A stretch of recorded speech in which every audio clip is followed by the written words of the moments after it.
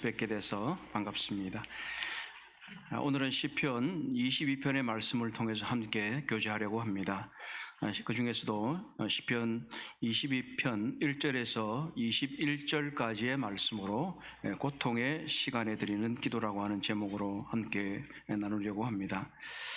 우리가 계속해서 이 메시아 시편이라고 불리는 시편들을 함께 교제를 하고 있습니다. 여러 시편들 중에서 특별히 우리 주 예수 그리스도에 대해서 예언하고 있고 그의 삶을 요약하고 있는 시편들을 보고 있는 중입니다.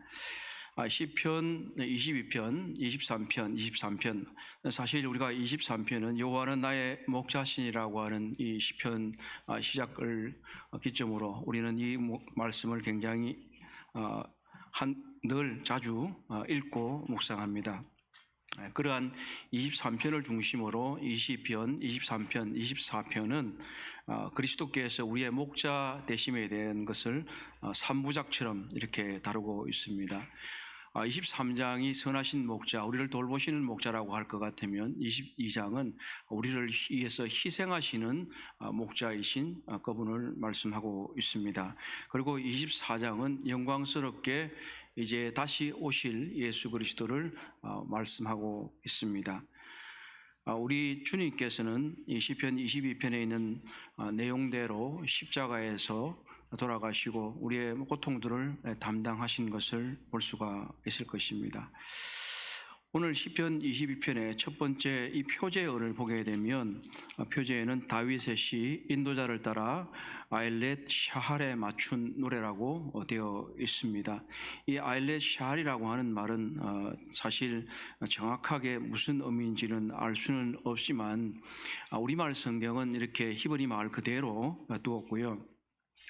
영어 성경이나 또 이제 현대적인 번역을 도입하는 그런 번역본들은 새벽의 암사슴에 맞춘 노래 이렇게 얘기를 하고 있습니다.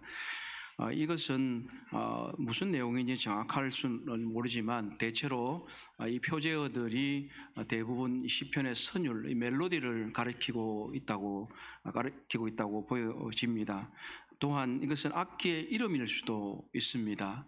그리고 또 한편으로는 이것이 시편 전체 이 22편의 주제를 말하기 위한 그러한 것인데, 왜냐하면 이것은 21절 이하에 등장하는 여러 난폭한 짐승들이 나옵니다. 황소, 개, 사자. 잘 생각해 보면 우리가 금방 이해할 수 있는 것은 이 연약한 암사슴이 황소를 당할 수 있겠습니까? 난폭한 들개를 당할 수 있겠습니까? 사자를 당할 수 있겠습니까? 그런 것처럼 우리 주님의 그러한 모습, 또 이 난폭한 짐승들이 해치려고 하는 이런 모습들, 또 한편으로는 우리 성도들이 이 세상에서 살아가게 될 때에 이런 난폭한 자들에 의한 특히 마귀의 세력이 우리를 짓밟으려고 하고 찢으려고 하는 것들을 발견할 수 있습니다. 사실 이 시편은 다윗이 저자로 지금 되어 있기 때문에 분명히 다윗의 경험담을 말하고 있는 것은 맞을 것입니다. 이것은 아마 다윗이 사울의 눈을 피해서 여기 이리저리로 도망다니는 그런 모습일 때도 있을 것이고, 또 아니면 아들 압살롬이 반역을 해서 또 그의 낯을 피해서 도망다니는 그런 모습일 수도 있습니다. 그러나 여기에 시편 22편에 묘사된 이 모습은 다윗이 전적으로 경험한 것은 아닌 것 같습니다. 그래서 이것이 그의 경험에서 우러나오는 것들을 시적으로 표현하는 것이기도 하지만, 또 한편은 그의 경험을 초월해서, 또 한편으로는 그 시대의 사람들이 경험을 초월해서 이 메시아를 예언적으로 나타내는 것이기도 합니다.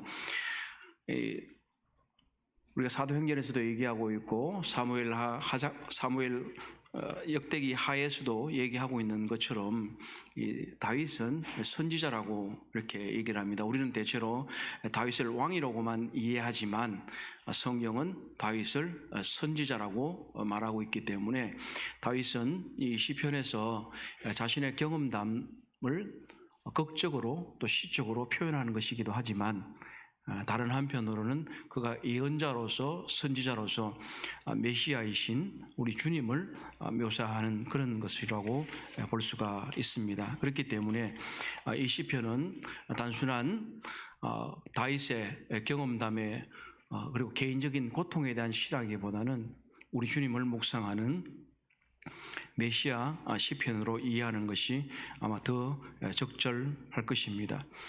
사실 이 시편 22편은 메시아 시편 여러 편의 메시아 시편 중에서도 가장 우리 주님의 십자가 사역을 잘 표현하고 있는 전형적인 메시아 시편입니다. 특히 마태복음 27장과 요한복음 19장이 가장 대표적이고, 한편으로 히브리서 2장 11절에서 12절 그리고 22절은 메시아이신 우리 주님 예수께서 직접적으로 하신 말씀으로 우리가 알 수가 있습니다. 이 시편 22편은 전체적인 구조는 두 가지 정도로 이루어졌다고 말할 수가 있는데, 첫 번째는 오늘 함께 살펴보려고 하는 1절에서 21절까지 메시아의 고난과 그 기도를 표현하고 있습니다. 그리고 22절부터는 메시아의 부활을 선포하고 하나님의 영광을 찬양합니다. 그래서 영어권 사람들은 이것을 첫 번째는 prayer, 기도라고 말하고, 두 번째 부분은 praise, 찬양이라고 그렇게 얘기를 하면, 그래서 첫 번째 부분은 고통의 시간에 기도하는 것이라면, 두 번째 파트는 바로 기쁨 중에 영광의 찬양을 드리는 것이라고 말할 수가 있습니다. 그래서 오늘은 두 부분을 다루기에는 시간적으로 넉넉하지 않기 때문에 주님의 고난과 그 기도를 함께 살펴보려고 합니다. 다만 우리가 성경의 메시지를 이해하는 데 있어서 중요한 것은 바로 우리가 고난과 영광이 함께 있다고 하는 사실입니다. 우리는 대체로 영광과 번영을 사모하지만 고난이 없이는 영광이 없다는 사실입니다. 우리 주님께서는 십자가에 못 박히셔서 먼저 죽음을 경험하시고 또 이후에 부활을 나타내시고 계시는 것입니다. 그래서 다시 한 번 더 영어로 표현하면 no cross, no crown, 십자가 없이는 왕관도 없다라고 하는 것이 성경의 메시지입니다.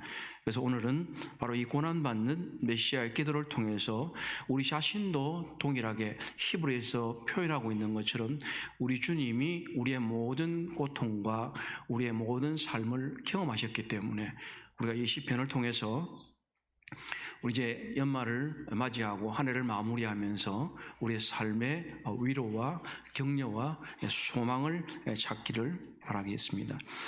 다윗은 오늘 이 시편 22편 1절에서 21편에서 세 가지의 자기의 큰 짐을 얘기를 하고 있습니다. 첫 번째는 그가 하나님께 버림받았다라고 느끼고 있고, 두 번째는 사람들이 자기를 멸시하고 있다는 것이고, 또 세 번째는 바로 악한 세력, 즉 마귀가 자기를 공격하고 물어 뜯으려고 있다고 하는 것입니다. 이것은 우리 오늘날의 성도들도 다 함께 경험하는 것입니다. 때때로 우리는 하나님이 마치 나를 버리는 것처럼 느껴질 때가 있고, 또 어떤 때는 내 주변의 모든 사람들이 나를 버리고 무시하는 것처럼 느껴질 때도 있을 것입니다.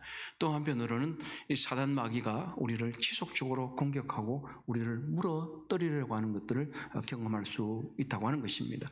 그렇기 때문에 오늘 이 세 부분을 함께 나누어 보려고 합니다.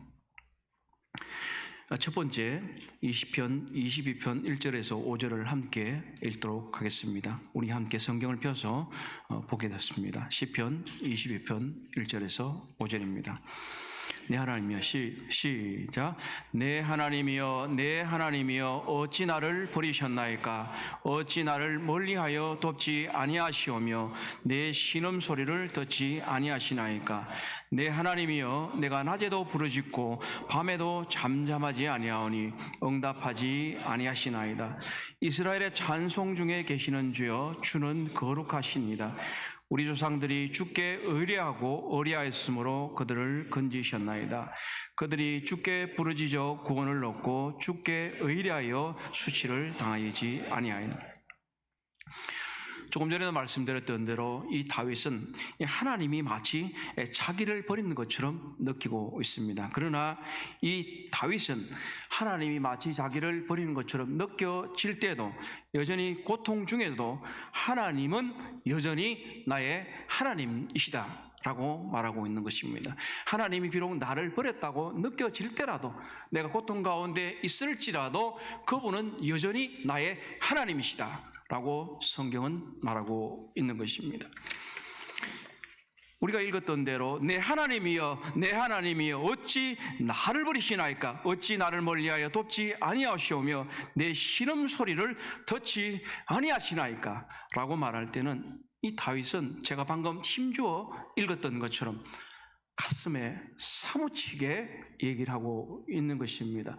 이것은 단순히 그저 하나님 왜 듣지 않습니까가 아니라 내 마음에 사무쳐 있는 그의 감정을 표현하고 있는 것입니다. 이 신음은 그저 아파서 그르릉 그르릉 거리는 이 소리가 아니라 마치 사자가 포효하는 것처럼 크게 소리를 내는 것입니다. 이 단어는 스가랴서 11장 3절에서 이 사자가 크게 부르짖는 그 포효를 말하고 있고, 때때로는 정복하는 왕들이 크게 소리 지르는 것을 말하고 있기도 합니다. 그것은 한 사람의 마음의 통증이 매우 크게 느껴지는 것입니다. 그것은 바로 절망의 포효인 것입니다. 고 이관희 집사라는 분이 있습니다. 이분은 교회 오빠라고 하는 책을 썼습니다. 이분은 대장암 4기 진단을 받고 돌아가셨습니다. 근데 이분이 활발하게 주님을 섬기는 중에 대장암 4기의 진단을 받고 그가 이제 삶을 이제 마무리하는 중에 이 구절을 연상했습니다. 하나님, 어찌하여 제가 이렇게 인생을 마무리하게 하십니까? 제가 무엇을 잘못했단 말입니까? 라고 그는 그의 큰 신음을 토해냈습니다.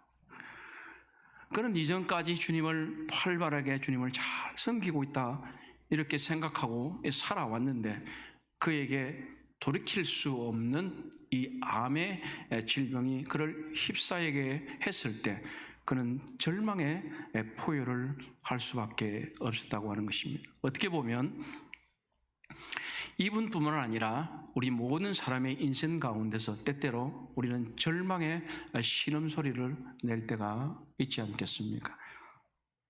그러나 조금 있다가 보실 것처럼 이것이 끝이 아닙니다.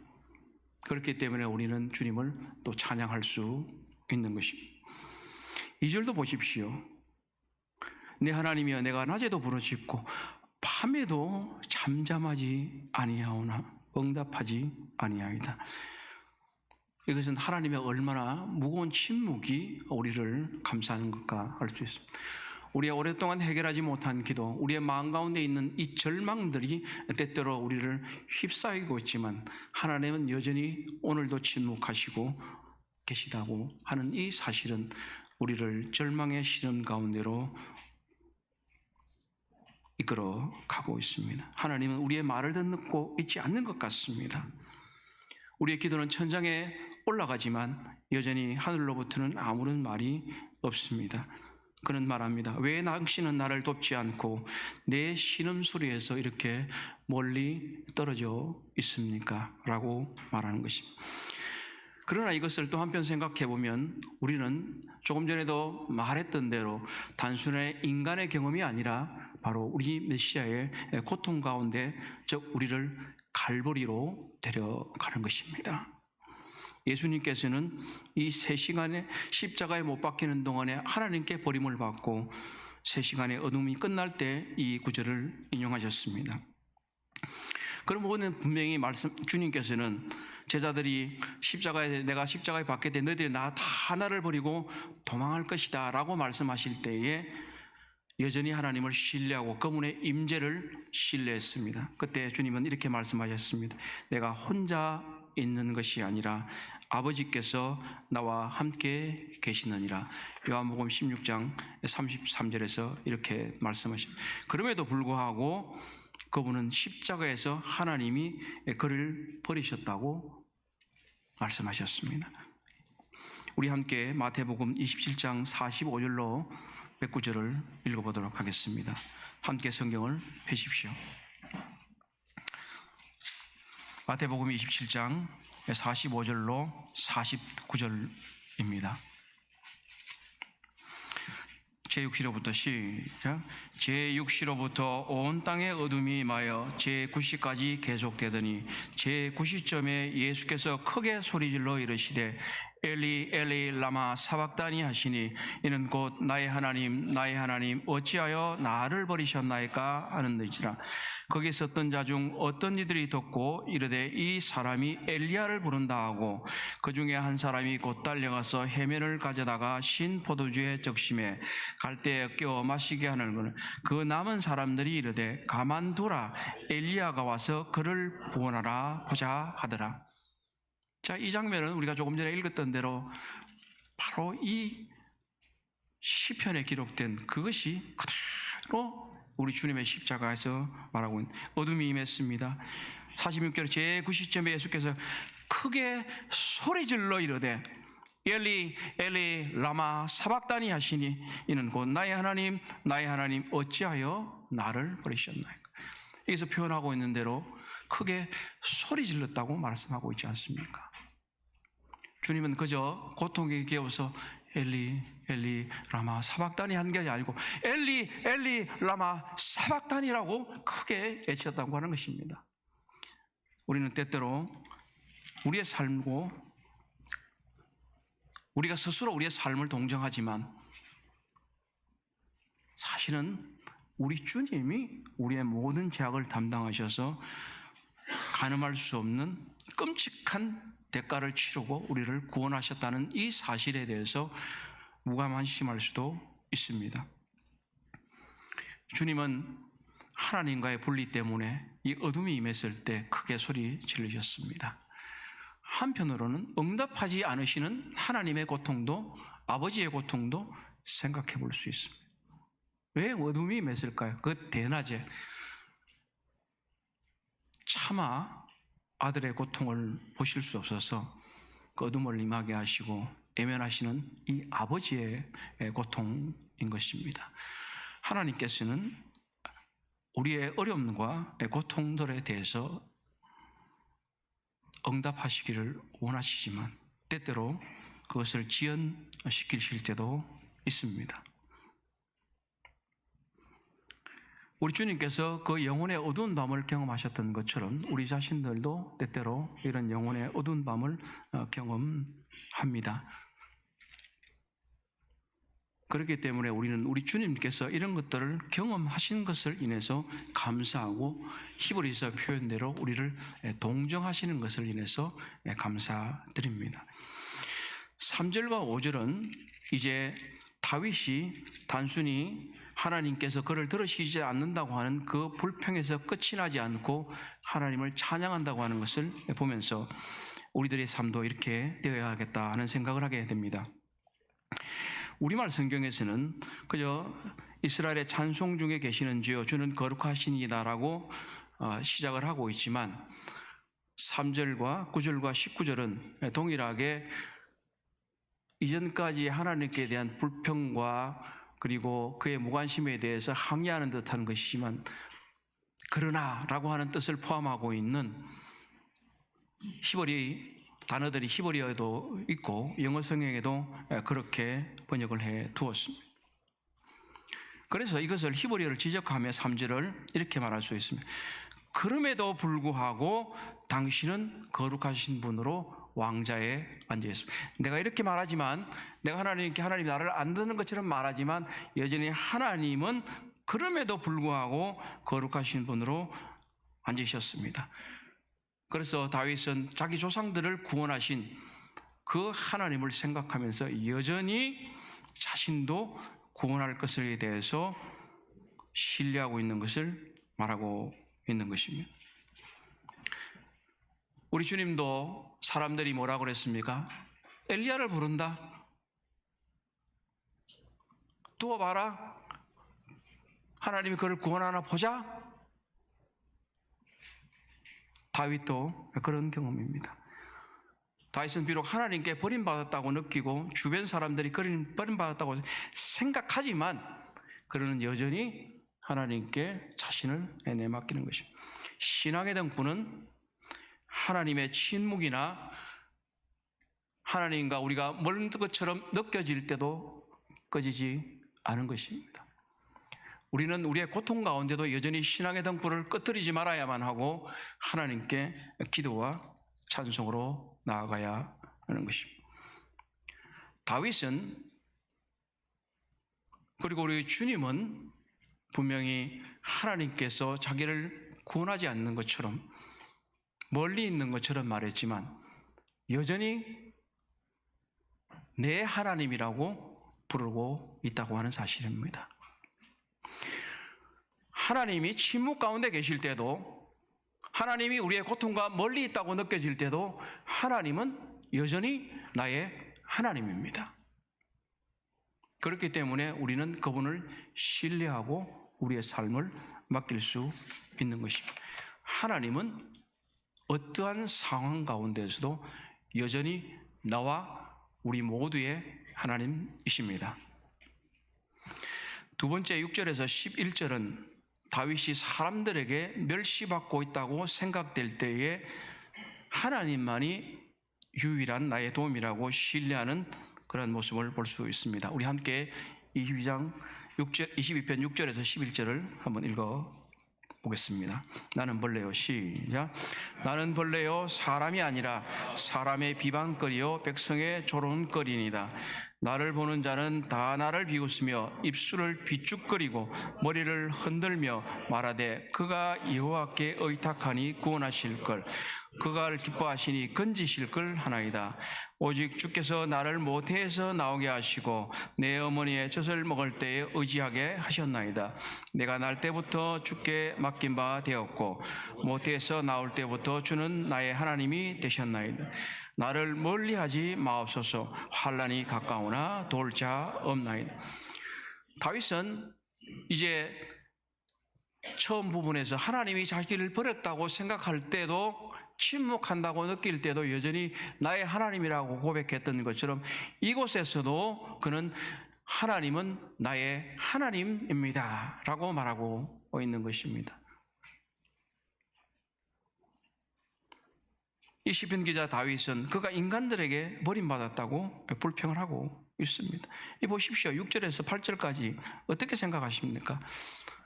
혹시 형제 자매님들 중에서 다른 사람이 나를 벌레 취급하는 것을 경험해 본 적이 있으신가요? 사람 취급하지 않는 걸 경험하신 적이 있으신가요? 그러실 수도 있고 그렇지 아니하실 수도 있을 것입니다. 다윗의 경험일 뿐만 아니라 이것은 더욱더 우리 주님의 경험이기도 합니다. 7절도 보십시오. 나를 보는 자는 다 나를 비웃다. 참을 수 있으시겠습니까? 어떠셨습니까? 나를 보는 자는 다 입술을 비죽비죽 머리를 흔들고 말을 합니다.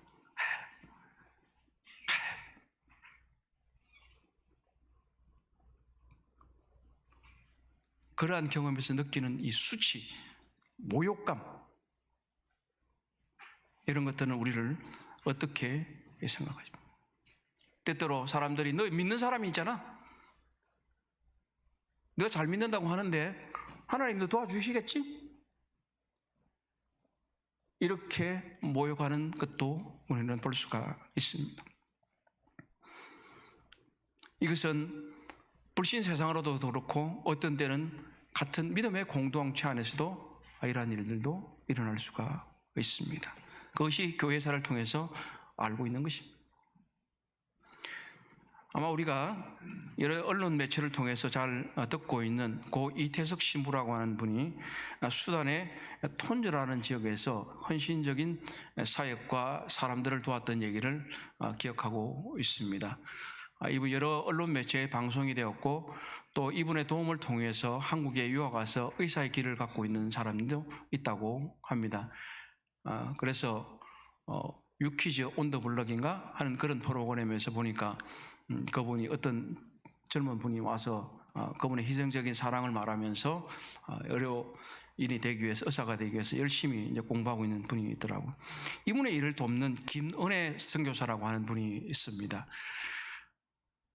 이 이태석 신부가 돌아가신 이후에 이분이 그곳에서도 헌신적으로 사역을 하고 있었는데 수단에서 내전이 일어나면서 갑자기 그 사역에 굉장히 큰 문제가 생기기 시작하고 같이 동역했던 많은 사람들이 이 김은혜 선교사를 모욕하고 그와 헤어지기 시작해서 도저히 그는 견딜 수 없어서 한국으로 돌아오고 그 이후에 그의 이제 삶의 경험을 담담히 표현한 것을 볼 수가 있어요. 하나님, 어떻게 이럴 수가 있습니까? 내가 저들을 헌신적으로 돕고 그들을 사랑했는데 그들이 어떻게 이럴 수가 있습니까? 그 이후에 물론 그는 돌아가서 다시 이제 그들을 돕고 있는 중입니다. 다윗의 경험 속에서 이것이 만약에 압살롬의 낯을 피해서 도망했던 때라면 그가 신뢰했던 그 부하들이 자신을 배신하고 그를 죽이려고 하고 있고 모욕하고 심의 같은 사람이 침을 뱉고 모욕을 하고 이런 것들도 보잖아요. 우리 주님은 어땠습니까? 제자들이 다 도망가 버렸어요. 그 중에 한 제자는 자기를 은산십자에 팔아버렸어요. 로마 군병들은 사람 주님의 뺨을 때렸어요. 그 옷도 벗겨버렸어요. 지금 우리는 사실 예수님의 어떤 십자가 형상 같은 걸 보면 좀 죄송한데 예수님 팬티를 입혀놨어요. 근데 다 벗겼어요.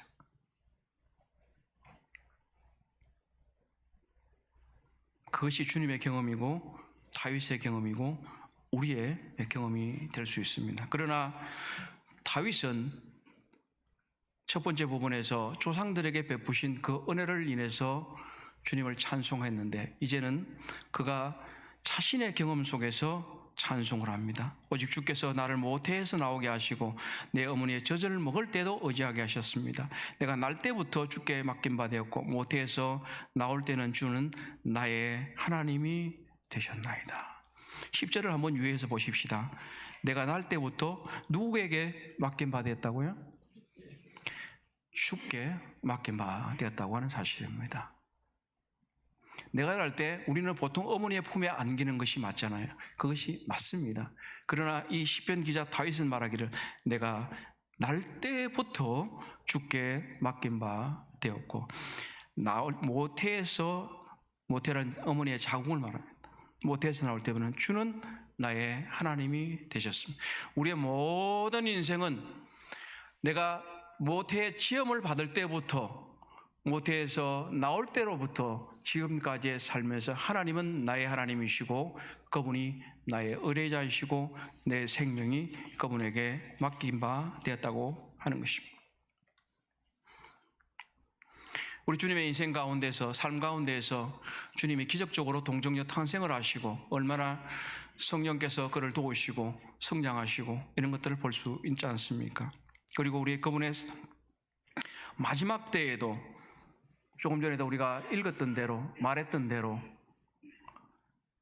나는 벌레요 사람이 아니다 라고 할 정도로 로마 군병과 그가 사랑했던 이스라엘 사람들과 제자들에게 무시당하고 멸시당하고 핍박당하고 수치와 모욕을 감당해 주셨습니다. 그래서 이사야 52장 14절에 보면 메시아는 원수들에게 심하게 훼손되어서 사람처럼 보이지 않을 거라고 했다는 사실입니다. 그래서 수치와 모욕 가운데 절망할 수도 있었겠지만 다윗이 그랬던 것처럼 주님이 그랬던 것처럼 모태에서부터 도우신 그 하나님이 여전히 그를 도우실 거라고 하는 것 때문에 주여 나를 멀리하지 마옵소서. 도와줄 사람이 아무도 없습니다. 바로 그렇습니다. 내가 사람들에게 멸시당하고 무시당하고 수치와 모욕을 당할 때도 여전히 하나님은 나의 하나님이시고 그분이 나의 의지처이시고 바로 그분이 나의 보호자이시라고 하는 사실인 것입니다. 하나님은 어떠한 상황 가운데서도 어떠한 문제 가운데서도 하나님은 여전히 나의 하나님입니다. 아멘이십니까? 자, 마지막으로 12절에서 21절은 이 악한 마귀의 세력의 에워싸여서 위협받고 있을 때도 하나님은 여전히 나의 최후의 보호자임을 확신한다고 하는 것입니다. 우리 12절부터 21절 함께 읽어보도록 하겠습니다. 시작.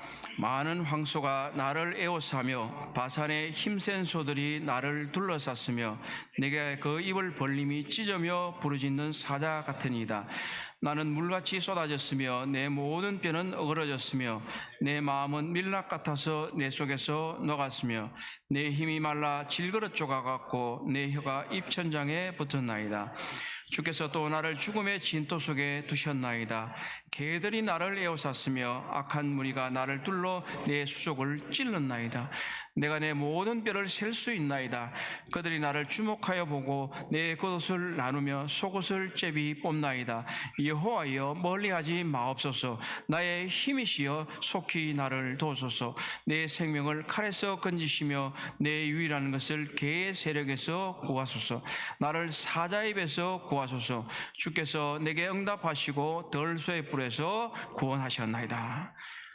자, 이 보시는 것처럼 이것이 어찌 비단 다윗의 경험이라고만 말할 수 있겠습니까? 우리가 마태복음 27장에서 읽는 대로 그리고 요한복음 19장에서 보는 대로 이것이 우리 주님의 메시아의 경험이라고밖에 말할 수 없는 것입니다. 여기 등장하는 짐승들 보십시오. 황소, 사자, 그리고 이 개는 그냥 집에서 기르는 애완견이 아니에요. 옛날에는, 지금은 들개들이 별로 없지만 지금은 요즘은 많이 생기죠. 유기견 때문에. 그때는 들개들이 많았어요. 그래서 이 거리를 쏟아 떠다니면서 먹이를 탈취하려고 하는 그런 개들이 많이 있어요. 사나운 개들이었어요. 이 황소라는 것도 그저 우리 집에 우리가 길러서 먹는 암소 아니에요.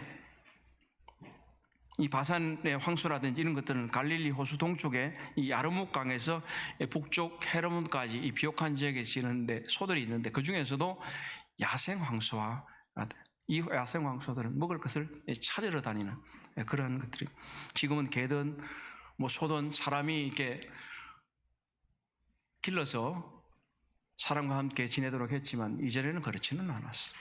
근데 이들이 어린 암사성 같은 주님을, 다윗을, 그리고 우리를 자신의 먹잇감으로 에워싸고 사냥하려고 하고 있다고 하는 것입니다. 예수님을 체포하고 정죄한 사람들은 단지 우리들의 창조주를 공격하는 짐승과 같은 존재들이었습니다. 우리 주님은 옷이 벗겨지고 십자가에 매달리고 손과 발이 못이 박혔습니다. 그리고 그가 하늘과 땅 사이 십자가에서 매달려 있을 때 그의 몸이 탈수되고 극심한 갈증이 몰려오고 모든 것이 죽음의 먼지처럼 되었다고 하는 사실입니다.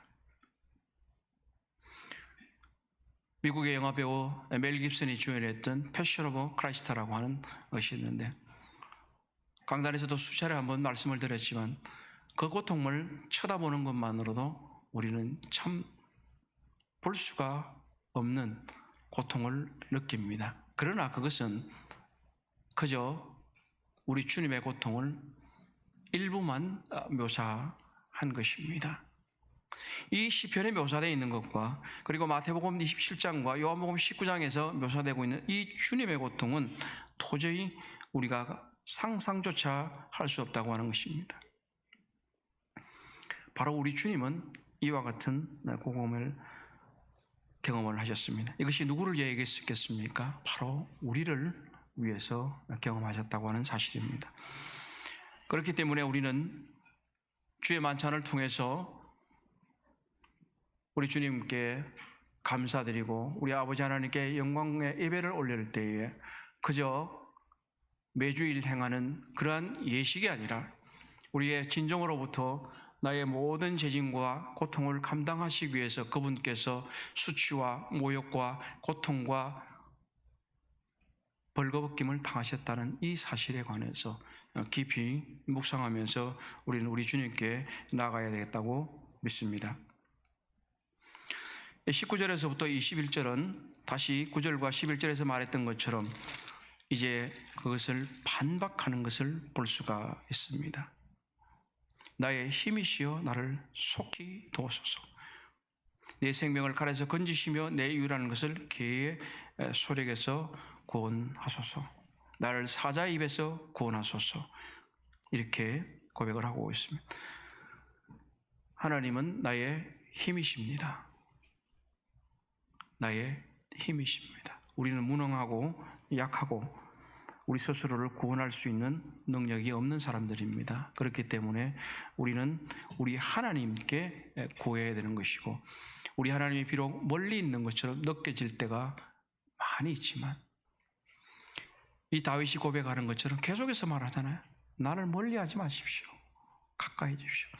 야고보 사도는 얘기합니다. 하나님을 가까이 하라. 그리하면 너희를 가까이 하시리라.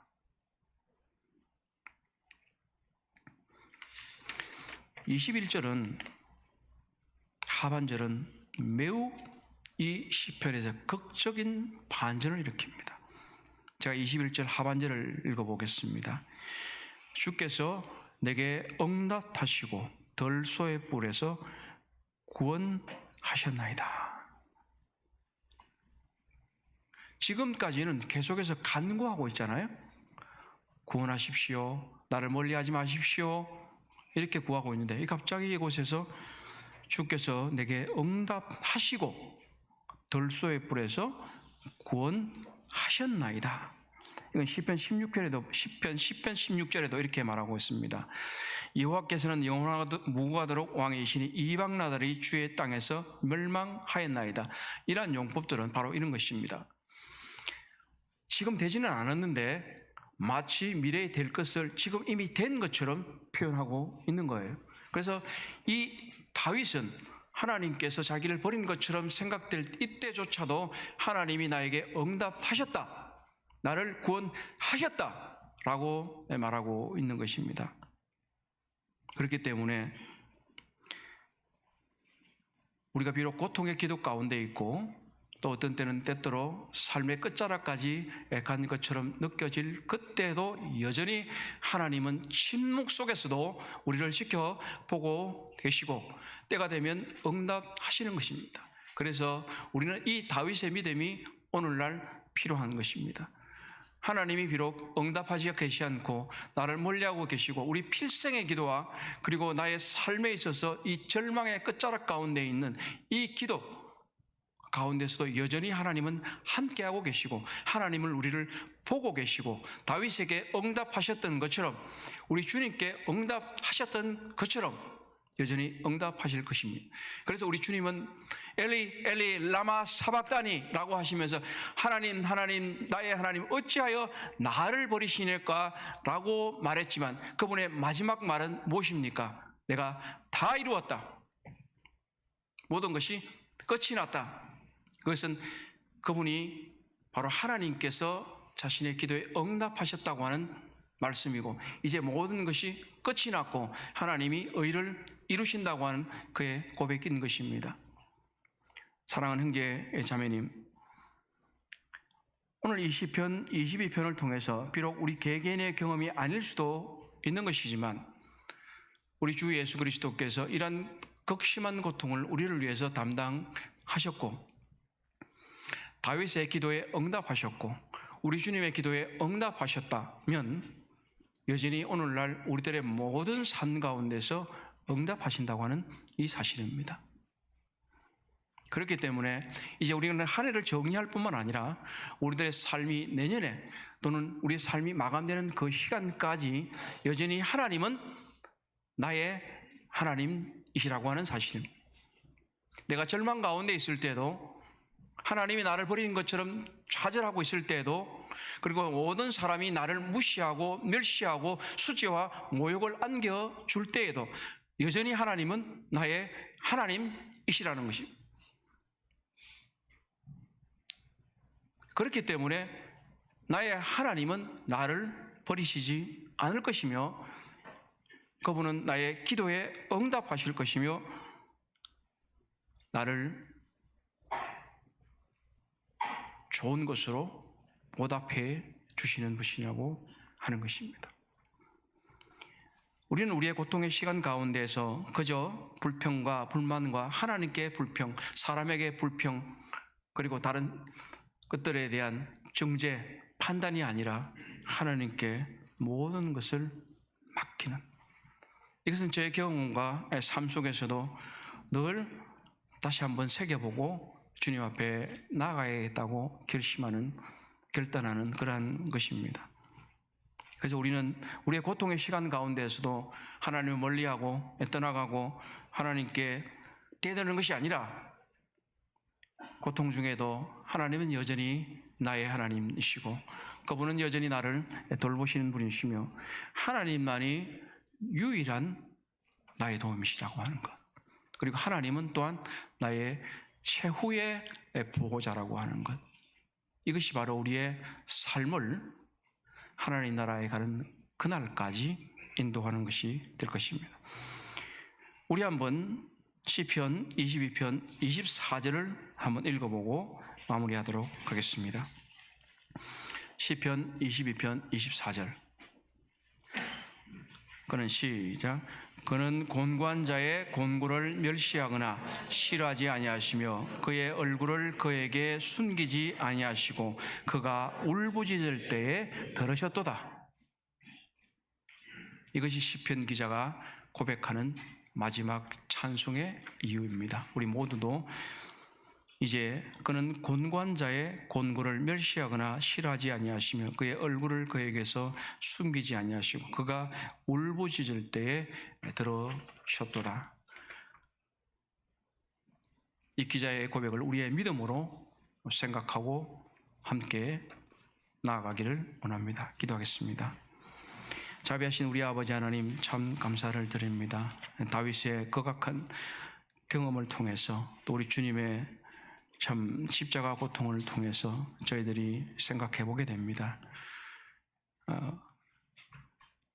정말 우리도 때때로 인생의 고통과 절망 가운데 하나님이 나를 버렸다고, 또 사람들이 나를 멸시한다고 생각되어 줄차도, 또 마귀가 나를 물어뜯으라고 할 때조차도 하나님은 여전히 나의 하나님이시고 하나님은 나의 유일한 도우시며 하나님은 나의 최후의 보호자이심을 확신하고 저희들의 신앙생활을 할 수 있도록 도와주시기를 기도드립니다. 주께 모든 것을 의탁합니다. 감사하며 예수 그리스도의 이름으로 기도드립니다. 아멘.